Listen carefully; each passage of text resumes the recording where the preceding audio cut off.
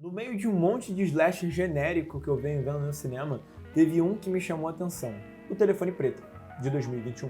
Por mais que eu não ache esse filme uma obra-prima, o que tá realmente longe de ser, tem um fator que eu não vi ninguém comentando no YouTube, que é a real temática e o subtexto de Telefone Preto. Eu queria começar falando que eu não vi o filme quando lançou, lá em 2021. Isso porque eu demoro muito pra ver esses filmes que estão extremamente hypados, que tá todo mundo tendo um ataque de emoção, falando que é o melhor filme do mundo e etc. O que aconteceu foi que o 2 estava lançando no cinema e o 1 estava em promoção. E aí meu irmão pediu pra gente comprar e ver. O filme por si só explora uma onda de desaparecimentos de crianças naquele local, e predominantemente de meninos. Finney, nosso protagonista, que eu vou chamar de Finn, pelo amor de Deus, se vê em meio à roda quando seus conhecidos da escola e até um amigo mais próximo entra nesse balaio. A minha fala é diretamente ligada a Finn, pois o mesmo é o centro do tema que permeia a obra. Finn é rodeado de agressão. Em casa, lida com um pai abusivo, onde o filme faz questão de deixar subentendido que houve agressão no passado com sua mãe. Na escola, sofre bullying por 3 valentões. Inclusive, esse é o primeiro filme que em muito tempo o bullying não soa genérico e repetitivo, simplesmente por eu ter visualizado a temática do tema no filme e o texto ser completamente dependente disso. Não bastando a escola e seu lar, Finn está inserido nos Estados Unidos da América da década de 70,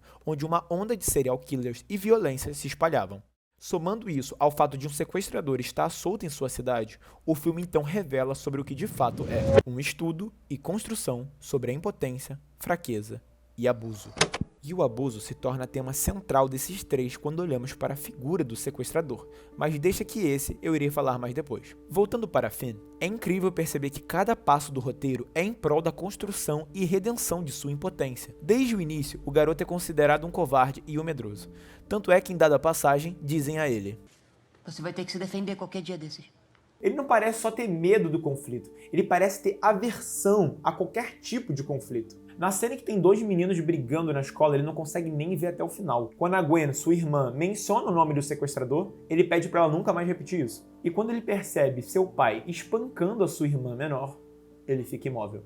Logo, o filme divide os níveis de ameaça em 3 pilares: o pai, o bullying e o sequestrador. E chegamos finalmente no ápice da sua impotência, o momento onde o sequestrador o pega e o prende em cativeiro. Vale lembrar que o Finn fica mais da metade do filme no cativeiro, é uma parte extremamente importante para o filme. E a cada encontro com seu sequestrador, Finn adquiria coragem, aos poucos.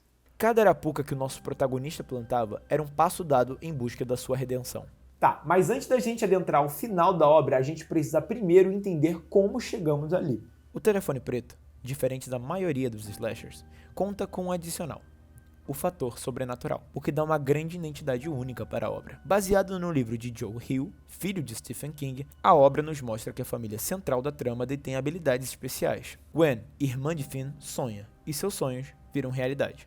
Geralmente. Isso porque às vezes seus sonhos são pistas, peças de um quebra-cabeça incompleto que a mesma tem que solucionar. Finn por si só não conhece sua habilidade, mas ao se deparar com um telefone preto desplugado de qualquer energia, ele o ouve. Nosso protagonista, escutando incessantemente esse telefone, o atende, assim ouvindo crianças misteriosas, que o filme um tempo depois nos revela que eram as outras crianças desaparecidas que morreram. Logo, Finn tem a habilidade de ouvir e ver essas crianças. Ambos os irmãos herdaram as características da mãe, que aparentava ter as 2 habilidades. Agora, a narrativa oposta do conflito se divide em 3 pilares: os espíritos das crianças, Gwen e o irmão do sequestrador, que está na casa e não desconfia do que seu irmão esteja fazendo. Uma coisa que eu gosto muito no Telefone Preto e que faz ele se diferenciar desses slashers genéricos é que ele tem um protagonista muito inteligente. Claro, com limitações, porque ele é uma criança, mas é um protagonista muito inteligente. A cada dia o Finn desenvolve uma maneira de sair ou simplesmente criar o cenário para uma armadilha perfeita. Claro, com a ajuda das crianças. O contato com o sequestrador começa a revelar que o próprio não tinha intenção de matar ou torturar Finn. Ele na verdade parecia estar jogando um jogo do menino levado, sugerido por um dos espíritos do telefone. Finn ganha o olhar do sequestrador, justamente por se diferenciar dos demais. Em um dos testes do sequestrador, Finn tem a oportunidade de subir as escadas quando se depara com a porta aberta.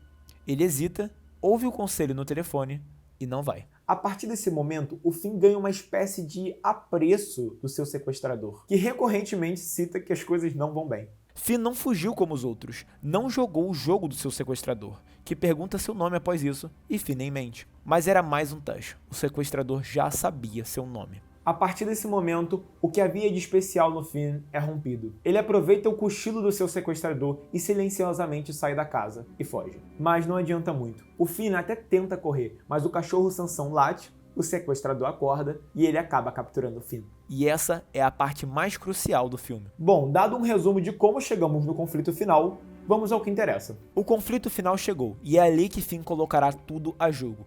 O texto inteiro é uma grande preparação para esse momento. Depois de uma reflexão, o irmão do sequestrador se depara que a casa em que ele está é o local perfeito para a investigação caseira que ele estava fazendo. Logo, desce para o porão e se depara com Finn.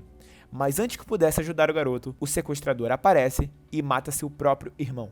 Assim, o primeiro pilar de auxílio do garoto caía. O sequestrador chama Sansão e intimida Finn, que desvia de um golpe do sequestrador e corre para sua armadilha. A armadilha de Finn funciona, e o sequestrador pisa no buraco camuflado cavado no chão e pisa na tampa de ventilação que Finn arrancou da janela. Finn, que havia treinado com Robin, aplica os movimentos usando o telefone preto, agora recheado de terra, e acerta o sequestrador diversas vezes, até sua máscara cair. Essa é uma parte muito importante do filme, porque quando o Finn tá brigando com o sequestrador e ele faz a máscara do sequestrador cair, o sequestrador para tudo o que tá fazendo, tapa o próprio rosto com a mão e tenta ao máximo colocar a máscara de volta no lugar. Eu vi muita gente que viu esse filme ficando meio confuso nessa hora do porquê que ele parou de tentar salvar a própria vida para colocar uma máscara ridícula. Mas isso tem uma explicação, e eu vou dela no final. Finn vê que a corda do telefone pode ser usada para enforcar o sequestrador, agora atordoado. E é isso que ele faz. O telefone toca, e os espíritos daqueles que foram mortos pelo mascarado agora podem despejar seu ódio com a vingança que está prestes a acontecer. Finn finalmente mata o sequestrador. Aqui a obra toma uma decisão extremamente corajosa e eu genuinamente me surpreendi. Colocar o nosso protagonista, que é uma criança, para matar o serial killer depois de toda a construção que ele teve é bem chocante. Eles poderiam até cair naquele clichê de eu não vou matar ele pra não me igualar, mas que bom que eles não caíram nesse clichê. Que bom que o sequestrador teve o final que ele mereceu. E bom, tendo a conclusão do filme, eu agora finalmente posso desenvolver a tese inteira desse vídeo. E para isso eu vou usar os dois personagens, o Finn e o sequestrador. O filme inteiro ele tem uma carga meio de abuso. É um filme que fala sobre fraqueza, sobre abuso, sobre tudo. Você pode perceber que a figura masculina opressora, como por exemplo o pai agressor do Finn e da Gwen, que maltrata eles, tá presente ao longo do filme inteiro. Essa carga violenta tá presente no filme todo. E para complementar o meu texto, eu vou citar uma teoria que eu li no Reddit enquanto eu estava escrevendo o texto desse vídeo, que agregou 100% no pensamento que eu estava tendo sobre o Finn. A teoria fala sobre a origem do sequestrador. Um dos problemas que eu verdadeiramente vi nesse filme e que muita gente citou quando fala que Telefone Preto não é isso tudo, é por conta que o próprio sequestrador não tem um passado tão bem explorado. Na verdade, as motivações dele não são muito bem exploradas. Mas há pequenas sementinhas que o filme planta que explicam não só a origem dele, como toda a relação que ela tem com o texto do filme e com os outros personagens. A teoria diz que o sequestrador, assim como o Finn, também já esteve naquela posição. Não à toa, o filme cita que um dia ele já ouviu o telefone, só que agora ele se nega a acreditar que ele consegue ouvir.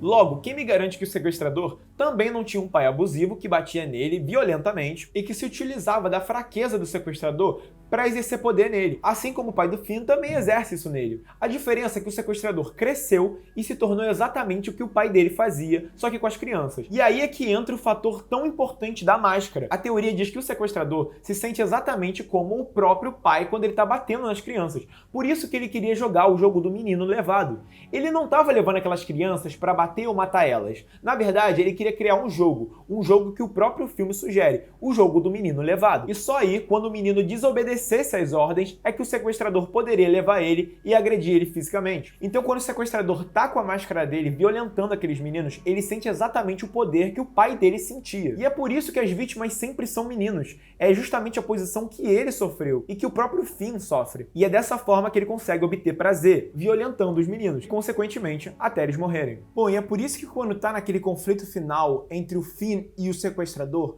quando o Finn tira a máscara do sequestrador, o sequestrador para todo aquele conflito para colocar a mão no rosto e tentar recuperar aquela máscara. Porque é aquela máscara que faz ele sentir o poder do pai dele, daquele abuso descabido de poder, onde um é muito mais forte do que outro. Justamente aquilo que ele viveu. E onde está inserido o Finn nisso tudo? O Finn é um ser humano que passou exatamente pelo que o seu próprio assassino passou, só que preferiu lidar com seus problemas de forma diferente. O Finn reconhece e aceita sua fraqueza, mas ele tenta mudar isso. O texto do filme inteiro é desenvolvido para ter essa construção do Finn, dele deixar de ser fraco e adquirir não só confiança nele mesmo, como ele mesmo conseguia a tão sonhada autodefesa. Mais do que isso, aqui, autodefesa é quase que um sinônimo de liberdade. É um filme inteiro calcado naquela atmosfera de serial killer que captura crianças. Logo, o contrário de liberdade. E é por isso que a construção final desse slasher é tão boa. O desfecho desse filme faz jus ao que o filme está querendo comunicar o filme inteiro. E é por isso que faz tanto sentido o Finn matar o sequestrador no final desse filme. Não só para vingar a alma daquelas crianças,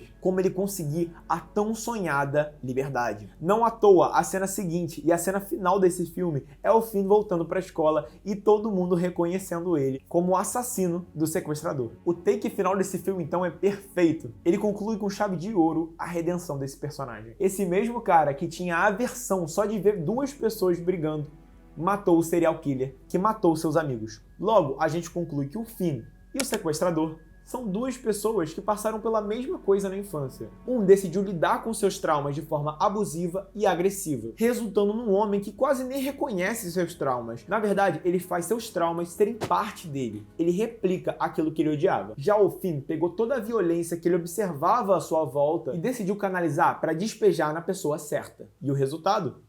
Um termina morto e o outro termina com a mina gata da escola. Mas agora você, deixa aqui nos comentários o que você achou sobre esse filme e se você já assistiu dois.